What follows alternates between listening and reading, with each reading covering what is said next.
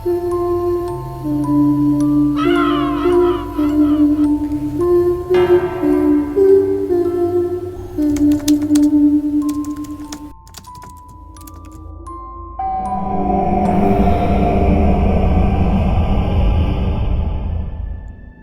mapagpalang araw po sa inyong lahat, lalo na po sa inyo, Miss Terry. Bago po ang lahat, hayaan niyo po akong magpakilala. Ako po si Justin, isang event organizer para sa mga kasal, binyag at kung ano-ano pa. Pero bago ko po narating ang estado ko ngayon, isa lang po akong simpleng empleyado noon sa isang opisina. Mahilig po ako sa pagkuha ng litrato, lalo na kapag nagta-travel. Kasama ko lagi ang kabarkada at kabady ko sa opisina na si Oliver. Magkasama kaming nagmomotor at iniikot ang mga lugar na gusto naming puntahan. Pero dumating yung isang araw na nagbago ang lahat. May isang bagong empleyado na pumasok sa opisina namin. Arthur ang pangalan niya. Sa unang tingin pa lang, kakaiba na siya. Alam niyo po yung pakiramdam na may mali. Parang hindi ko po mawari, pero alam kong may kulang o parang may itinatago si Arthur. Tahimik siya, hindi gaanong nakikipag-usap, at parang laging may sariling mundo. Kapag pinapansin namin siya ni Oliver, ngingiti lang siya ng bahagya, pero malamlam ang mata. Tipong ngiting walang buhay. Nagtatawanan na nga kami minsan na baka nagtatanga-tangahan lang siya para hindi siya mapansin. Pero ramdam namin ni Oliver, lalo na ako, na may something sa kanyang pagkatao. At doon po nagsimula ang aming kwentong kababalaghan.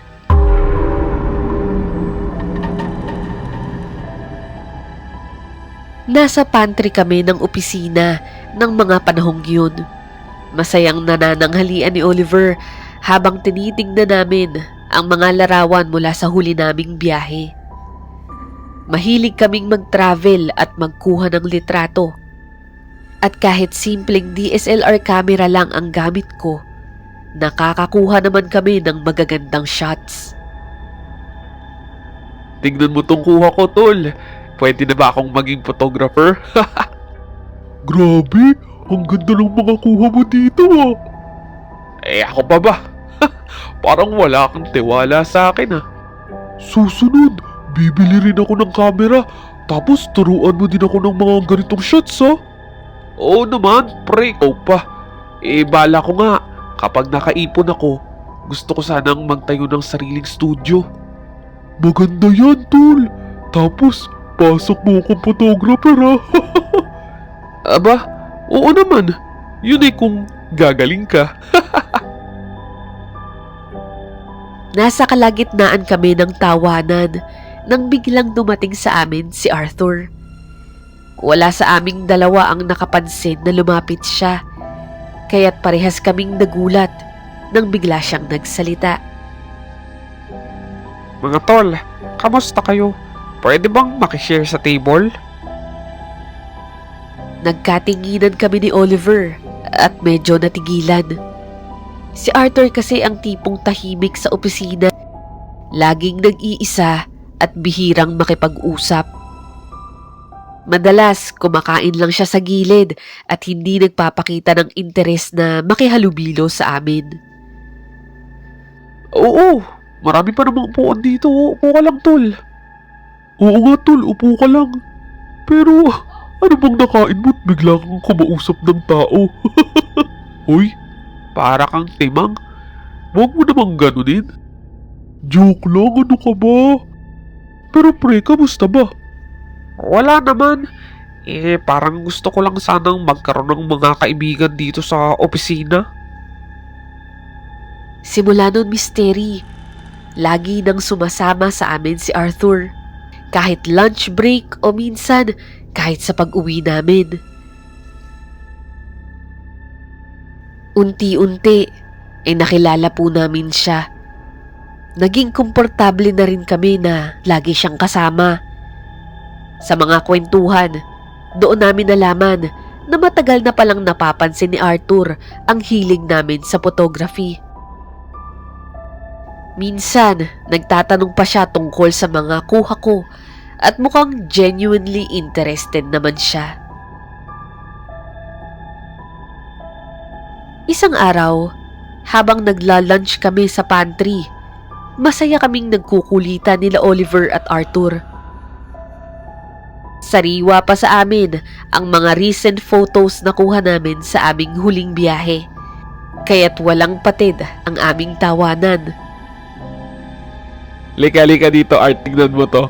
Yung mga kuha kong pangmalakasan, Pang pro, di ba? Oo nga. Ang galing mo talaga, Justin. Husay. Totoo ba yan, Nabobola ka lang. Pero, tol, pag nakabili din ako ng camera, ako sa tingin ko, mas magaling pa ako sa'yo, Habang masaya kaming nagbibiruan, bigla na lang nagtanong si Arthur. Mga pre, may gagawin ba kayo sa susunod na linggo? Aba, kakagala lang natin to la. Huwag mo sabihin gusto mo ulit. Oo nga, Arthur. Nakatikim ka lang ng tropa. Hinilulubos mo na agad. Hindi naman. Uuwi kasi ako ng probinsya. Doon sa Bicol. Baka gusto niyo lang sumama. Pero syempre, kikibi tayo talaga? Bakit? Anong gagawin mo sa probinsya niyo? Nakwento ni Arthur na ikakasal pala ang kapatid niyang babae at kailangan niyang umuwi para dumalo.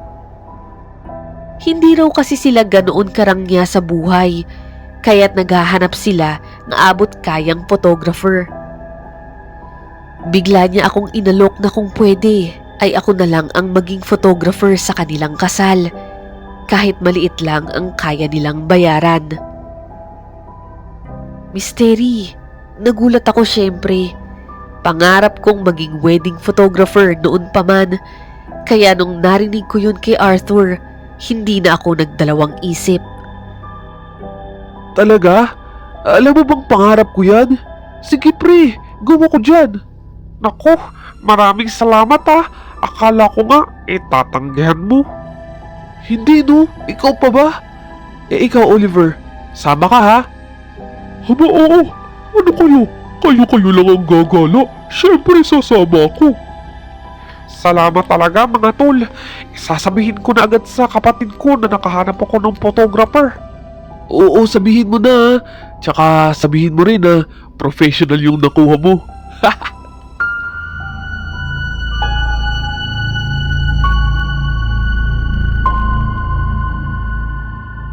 Sa mga araw na sumunod, nagsimula na akong maghanda para sa kasal ng kapatid ni Arthur. Pakiramdam ko, ito na ang unang hakbang ko para matupad ang pangarap kong magtayo ng sariling photography studio. Kaya sinigurado kong kumpleto ang kagamitan ko. Camera, extra lenses, memory cards, at ang tripod ko na hindi dapat kalimutan. Ito na siguro ang magiging first client ko, kaya hindi ako pwedeng magkamali. Noong araw ng biyahe, nagkita-kita kaming tatlo sa terminal ng bus. Gabi ang nakuha naming biyahe para eksaktong umaga kami makakarating sa probinsya nila Arthur. Tulog kaming lahat sa bus na para bang sinisipat namin ang lakas na kakailanganin para sa isang buong araw na kaganapan. Pagdating namin sa Bicol, ramdam namin ang pagod mula sa mahabang biyahe. Eksaktong 6:00 ng umaga, narating namin ang bayan nila Arthur. Magkahalong antok at pananabik ang nararamdaman ko habang inaabot ng liwanag ang buong paligid. Si Oliver naman ay halatang naaaliw na agad sa tanawin. Naghintay kami ng ilang minuto sa may terminal habang hinihintay ang tiyuhin ni Arthur na siyang susundo sa amin. Grabe, ang ganda pala talaga dito, no, Art? Buti naman nagustuhan nyo. Sabi ko na magugustuhan nyo talaga tong lugar namin. Oo nga, sana may oras pa tayo bukas para makapunta tayo sa Mount Mayon. Oo nga, kaso bukas din yung kasal. Tapos uuwi na rin tayo, di ba? Sayang nga Ito kasing si Art. Sana pala nagsabi ka agad para Friday pa lang nakapag-leave na tayo. Hindi ko naman kasi alam na pwede pala yun. Habang nagtatawanan kami, isang busina ng motor ang narinig naming papalapit. Dumating na pala ang tiyuhin ni Arthur para sunduin kami. Nang makita kami ng tiyuhin niya, napansin kong parang may pagtataka sa mukha nito. Bumati kami ni Oliver sa kanya, pero isang tango lang ang itinugod niya. Si Arthur naman ay nagmano sa kanyang tiyuhin bago may pinasakay. Sinabihan kami ni Art na sumakay na sa loob ng tricycle habang siya ay umupo sa likod ng motor kasama ang tiyuhin niya. Habang bumabiyahe kami mula sa bayan papunta sa purok ng kanilang bahay, hindi ko maiwasang mamangha sa tanawin misteri. Mga bundok, malawak na palayan at makakapal na kakahuyan. Gustong gusto ko sanang kuhanan ng litrato ang mga ito, pero nasa loob ng bag ko ang kamera at masyadong masikip ang loob ng tricycle. Habang pinagmamasdan ko ang paligid, biglang natahimik ang isip ko nang marinig ko ang usapan ni na Arthur at ng kanyang tiyuhin. Nagsama ka pa pala ng mga taga Maynila. Mga kaibigan ko sila, Tiyo. Isa pa, sinabi ko kay ate na magiging photographer nila ito sa kasal. Arthur, alam mo naman kung ano ang meron doon, hindi ba? Umasa na lang po tayo na susunod sila sa usapan. Ay nako, kayo ang bahala ng kapatid mo dyan. Nagkatinginan silang dalawa ng may seryosong ekspresyon. At ramdam kong may bigat ang sinabi ng tiyuhin niya. Hindi ko alam, misteri, kung narinig din ba yun ni Oliver. Pero sa tingin ko ay hindi, dahil abalang-abala ito sa pagtingin sa tanawin sa paligid. Ako naman, hindi ko maiwasang makaramdam ng kakaibang kaba sa aking loob. Mga halos 30 minutos din ang biyahe namin mula sa bayan papunta sa baryo nila Arthur. Ramdam na ramdam ko ang sariwang hangin pagdating namin doon. Puno ng malalaking puno at damo ang paligid. Malapit sa kinaroroonan namin ay may malawak na sakahan ng palay. Tanging ang kalsada lang ang sementado, habang ang mga daan papunta sa bahay ay gawa sa lupa. Dinala kami ng tiyuhin ni Art hanggang sa kanto malapit sa bahay nila at nagpasalamat kami bago siya umalis. Sinubukan ko pa sanang magbayad, pero inayawan niya yun. Sabi niya mauna na siya dahil mamamasada pa raw siya at ibinilin kaming mga bisita kay Arthur. Habang naglalakad kami, napansin kong may mga nakatingin sa amin. Mga tanawing puno ng pagtataka. Kung minsan ay bahagyang may pagkamangha. Halatang bihira silang makakita ng mga taga Maynila. Biglang kinapa ako ni Oliver sa balikat. Pilit na pinipigil ang ngiti. Ngayon lang ata nakakita ng pogi itong mga to. Sira ulo, baka makursunadahan ka niyan. Sige ka. Mga tol, huwag nyo na lang silang pansinin. Ganyan talaga dito sa amin. Hindi kasi sanay na makisalamuha sa mga tagalungsod na katulad nyo. Ganun ba? Di sige, wag na lang nating pansinin. Wala naman sa amin yun. Huwag kang mag-alala, tol. Sanay naman kaming pinagtitinginan eh. Bigla na lang may matandang lalaki na humarang sa amin. Siya ay may maitim at kulubot na balat at may kakaibang pakiramdam ang dala ng kanyang presensya. Misteri, parang nanlalamig ang paligid habang nakatingin siya sa amin. Sandali lang, Arthur. May kasama ka palang mga bisita. Magandang umaga po, Kaisko. Opo, mga kaibigan ko po sila. Dadalo po sila sa kasal ng kapatid ko. Ganun ba? Baka gusto niyong doon muna sa bahay ko, mga ginoo. May kakaibang tono sa boses ni Kaisko na nagpatayo ng balahibo ko. Ang mga mata niya ay tumitig ng matalim kay Arthur na parang may gustong ipahiwatig na kami lang ang hindi nakakaalam. Nako, di na po, Kaisko. Pagod sila sa biyahe. Bahagyang nagdilim ang ekspresyon ni Kaisko sa sagot ni Arthur at naglalim ang tingin nito sa amin. Pero bago pa siya makalapit, isang mababang boses ang sumingit mula sa likuran niya. May problema ba dito, Kaisko? Napahinto si Kaisko at agad na napalingon. Nang makita niya kung sino ang nagsalita, napabuntong hininga na lang siya at tumalikod. Naglalakad palayo nang hindi na nagpasabi. Ang tumawag pala sa kanya ay ang ama ni Arthur, si Tatay Delphine, na halatang iginagalang sa lugar nila. Sa isip ko, astig siguro itong tatay niya dahil halos lumamig sa takot si Kaisko.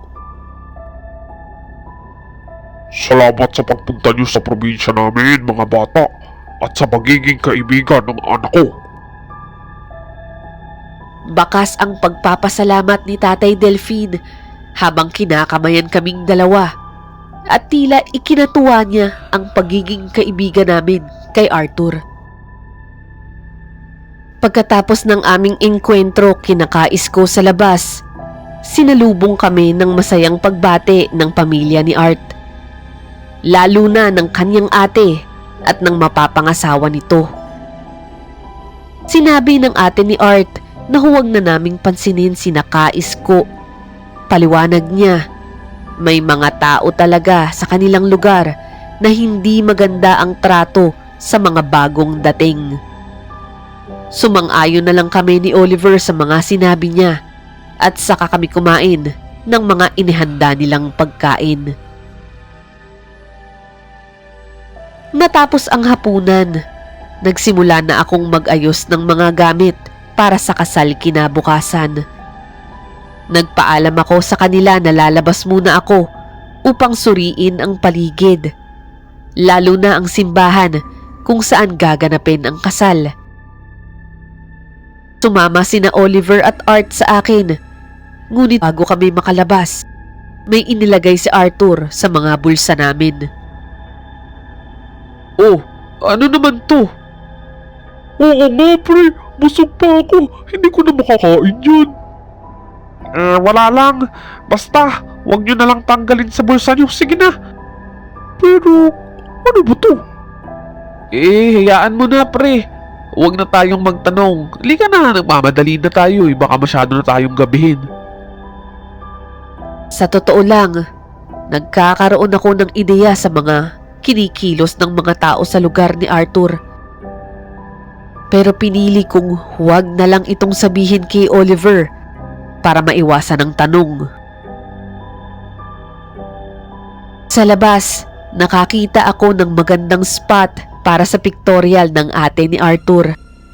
Habang abala akong kumukuha ng litrato, nahagip ng kamera ko ang isang grupo ng mga lalaki na tila nagulat sa presensya ko sa lugar na yun. Isa-isa silang tumayo at napansin ko ang kanilang mga titig ay matalim at tila ba may galit. Ibinaba ko ang aking kamera at ibinaling ito sa ibang direksyon upang maiwasan ang anumang alitan. Nang bigla akong tinapik ni Oliver sa balikat. Uy, ano yun pre? Yung mga lalaki tol. Papunta sila sa atin oh. Ang dami nila. Bakit kaya? Oo nga napansin ko rin. Pero huwag kang matakot. Wala naman tayong ginagawang masama. Paano kung mapagtripan tayo rito? Teka, nasa na ba si Art? Oo ano? Nasa na kaya yun? Kanina lang nandito siya, di ba? Habang papalapit ang mga lalaki, sa tansya ko, mga nasa 10 sila, Misteri. Kitang-kita ko sa kanilang mga muka ang galit. Nang hindi kalayuan, dumating si Art at ang kanyang tiyuhin, yung may-ari ng tricycle na sinakyan namin noong umaga. Agad na hinarang ng tiyuhin niya ang mga grupo ng lalaki at kinausap ang pinuno ng grupo.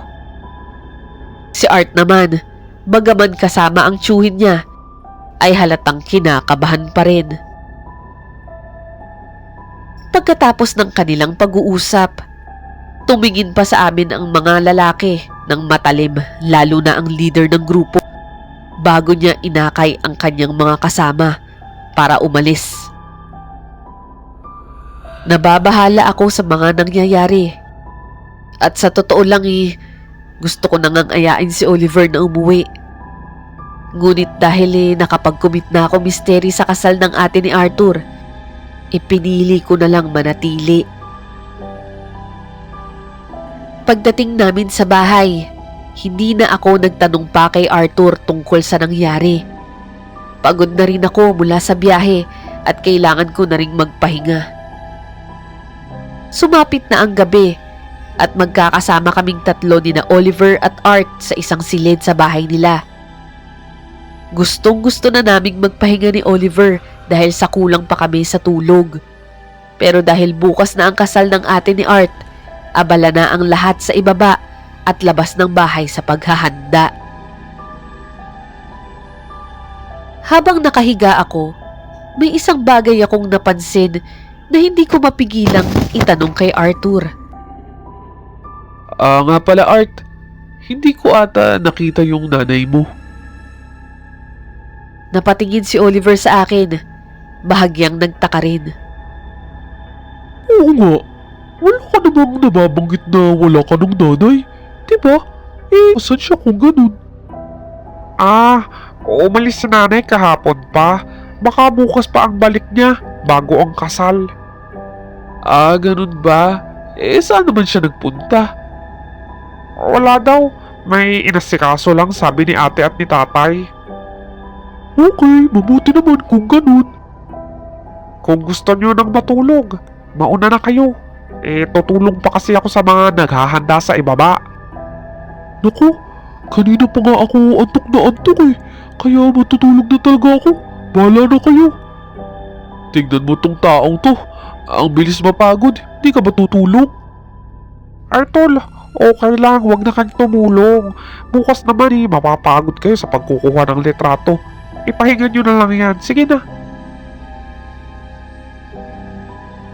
Pagkatapos ng pag-uusap namin, iniwan kami ni Art sa kwarto at lumabas siya para tumulong sa mga naghahanda ng pagkain para sa kasal kinabukasan.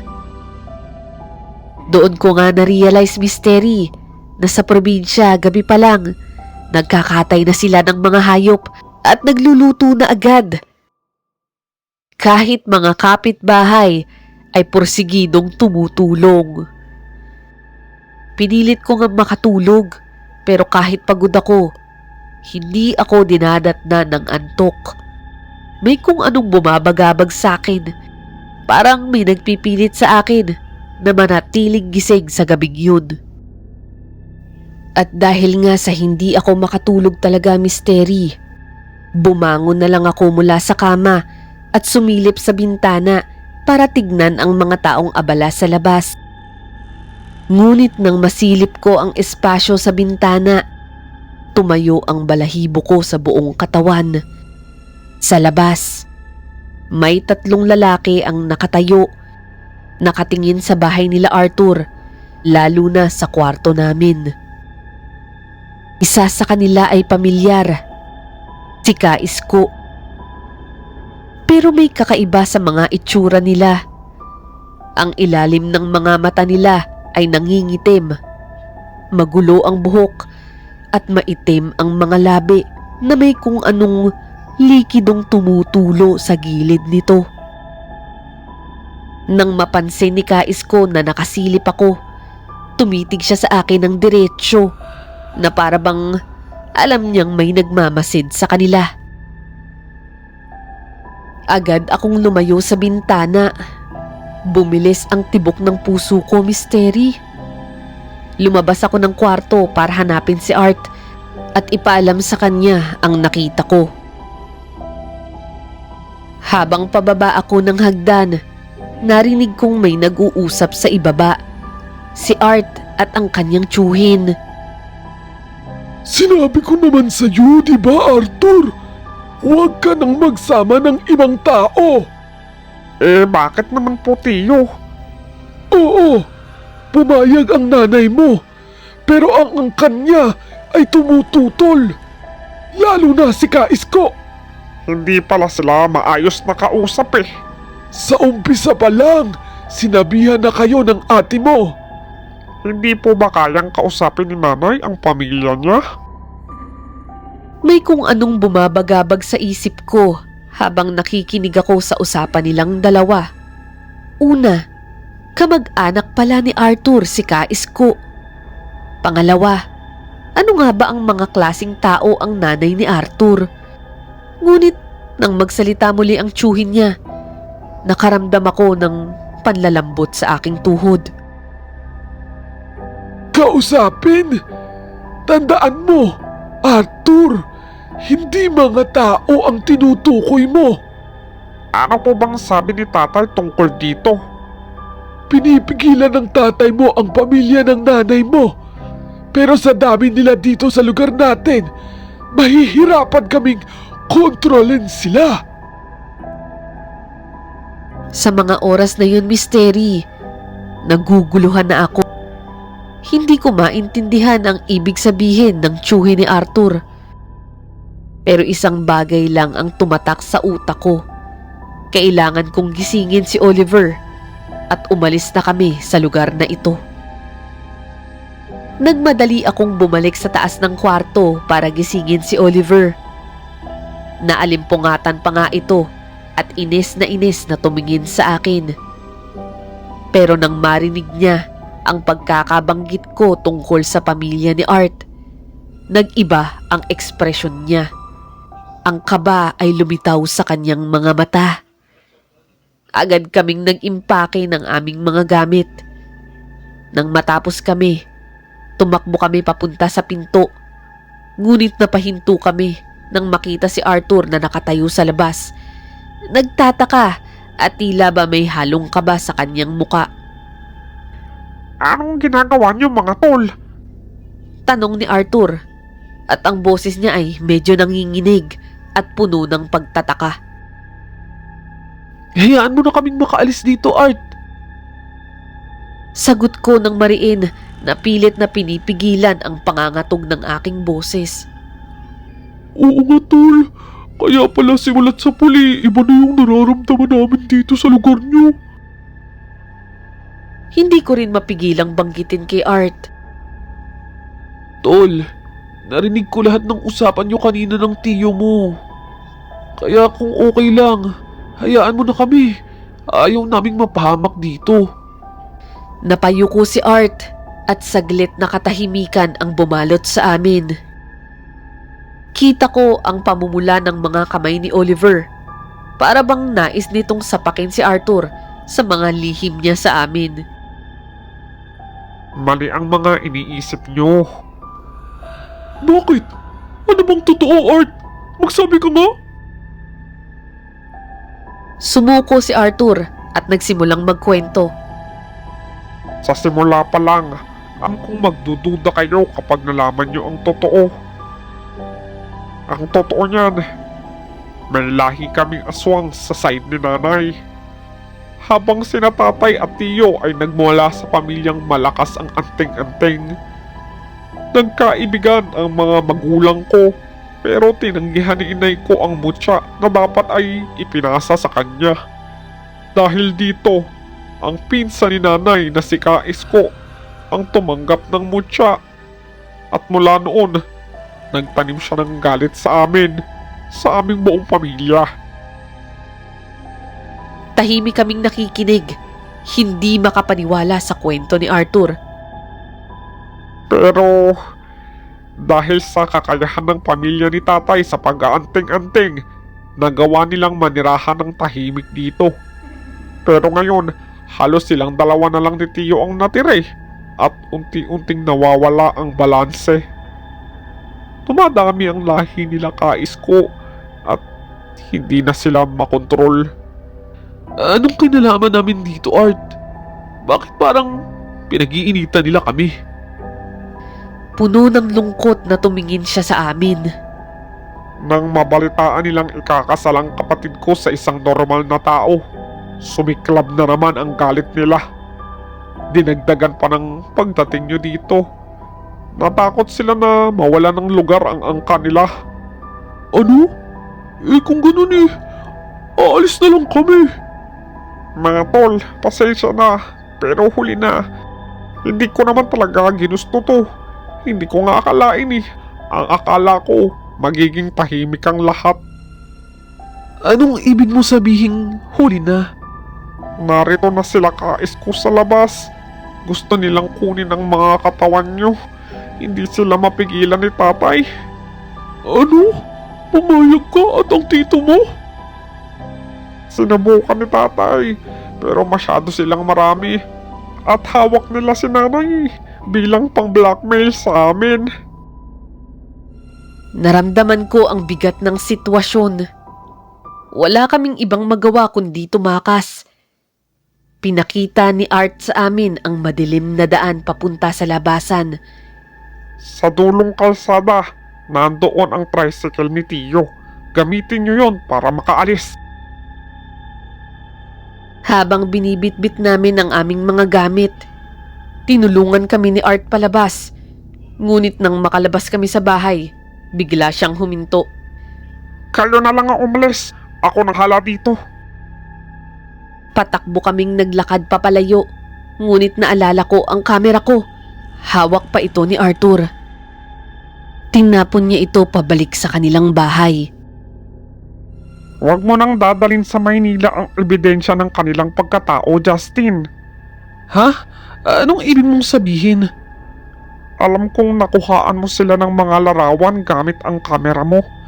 Mabuti pang hindi na ito lumabas pa. Sige na, umalis na kayo. Wala nang oras para magtanong pa. Tumakbo kami ng husto. Nilisan ang bahay, ang kwento at ang mga lihim na hindi dapat pa lumabas sa liwanag. Isang malakas na pagbagsak ang narinig namin ni Oliver mula sa loob ng bahay. Kasunod ang nakakakilabot na sigaw ng isang lalaki. Sa palagay namin ay tinig iyon ng tiyo ni Arthur. Malamang nakikipaglaban na ito sa angkan ng mga aswang na pinamumunuan ni Kaisko. Pinilit pa naming isama sana si Arthur sa aming pagtakas. Ngunit mas pinili niyang maiwan. Hindi nila ako sasaktan. Kamag-anak pa rin nila ako kahit papaano. Huwag niyo akong alalahanin. Kayo ang mas inaalala ko. Sige na, umalis na kayo. Mabilis kaming tumakbo ni Oliver. Halos nagkakanra pa at nag-uunahan kaming dalawa sa pagtakbo. Ang ilang dala naming gamit ay nagkalaglagan na sa aming pagmamadali. Ngunit wala kaming nagawa kundi iwan na lamang ang mga ito. Habang tumatakbo kami sa makitid na daan, napansin naming tila may mga aninong sumusunod sa amin. Nagtatago sa mga damuhan at parang may mga matang nagmamasid sa amin mula sa dilim. Biglang may tumalon mula sa gilid namin. Isang malaking nilalang ang nagpunta sa ibabaw ko. Mabigat, malagkit ang laway at may matatalas na kuko na handang pumatay. Napasigaw ako at napahiga rin si Oliver sa gulat sa nakita niyang nangyayari sa akin. Mauna ka na, Oliver! Iligtas mo ang sarili mo! Pero hindi ako iniwan ni Oliver. Sa halip, kinuha niya ang isang malaking kahoy sa tabi at buong lakas na ipinukpok sa ulo ng aswang. Sa lakas ng hampas niya, nabali ang kahoy. Ngunit hindi man lang natinag ang aswang. Nakaupo pa rin ito sa akin. Mabangis ang tingin at parang mas lalo pang nauulol sa galit. Nangangapa ako sa damuhan. Pilit na hinahanap ang kahit anumang bagay na maipantataboy sa kanya. Hanggang sa may nakapa akong maliit na bagay misteri. Tila malamig at mabigat sa aking kamay. Agad kong inihampas ito sa aswang at laking gulat ko nang bigla siyang mapasigaw. Para bang nasaktan at mabilis na tumakbo papalayo. Parang nasunog ang kanyang balat. Nagulat si Oliver at nagtanong, Ano yun? Ano yung napulot mo? Napatingin ako sa bagay na hawak ko. Napagtanto ko na iyon ang mutyang inilagay ni Arthur sa bulsa namin bago kami lumabas noon upang kumuha ng mga larawan. Sa simula pa lang, alam na ni Arthur ang panganib at binabalak niya na kaming protektahan. Walang sinayang na oras, nagmamadali kaming tumakbo palayo. Nang makarating kami ng tricycle ng tiyo ni Arthur, agad kaming sumakay. Buti na lang at nakaiwang nakasusi ang motor. Sa awa ng Diyos misteri, nakalayo kami sa lugar, nakatakas sa pugad ng mga aswang. Sa gitna ng mahabang kalsada, bigla na lamang kaming nawala ng gas. Napilitan kaming maglakad sa daan. Nagbabaka sakaling may dadaang sasakyan na maaaring makatulong. Ilang minuto ang nakalipas bago may tumigil na tricycle at tinanong kami ng driver kung saan kami galing. Kinuwento namin ang nangyari sa amin sa baryo nila Arthur. Napakunot ang noo ng driver at halos hindi makapaniwala. Pasalamat kayo at buhay pa kayong nakalabas ng baryo Puting Bato. Kaming mga tricycle driver ay iniiwasan ang lugar na iyon. Pugad yun ng iba't ibang klaseng nilalang. Hindi na kami pinagbayad ng driver. Sapat na raw na makita niya kaming ligtas. Ibinaba niya kami sa sakayan ng bus at mula roon ay nakabalik kami sa Maynila. Tulala at hindi pa rin makapaniwala sa mga nangyari. Ilang linggo pagkatapos noon, napansin naming hindi na pumasok si Arthur sa opisina. Ayon sa HR, nag-resign na daw ito at may emergency sa kanilang probinsya. Simula noon, nawala na kami ng komunikasyon sa kanya. Hanggang ngayon, misteri, iniisip ko pa rin kung naging maayos siya sa lugar na yun, kung nakatakas ba sila ng pamilya niya mula sa sumpa ng baryo. Ilang taon din akong nanatili sa kumpanya bago ko naisipang magsimula ng sariling studio.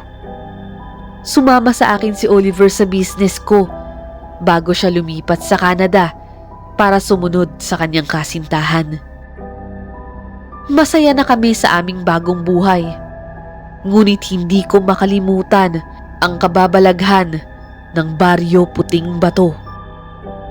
Ang mga aninong sumusunod sa amin sa dilim ay mananatiling buhay sa aking alaala. Marahil, may mga bagay talagang hindi kayang ipaliwanag, misteri. Siguro, Nararapat lang na irespeto natin ang mga nilalang na yun dahil tulad natin, may lugar pa rin sila sa mundong ito. Maraming salamat sa pagbabasa ng kwento ko, Misteri. Sana po ay mabigyan kayo nito ng babala at pangunawa sa mga misteryo ng ating paligid. God bless po sa inyong channel at maraming salamat po muli.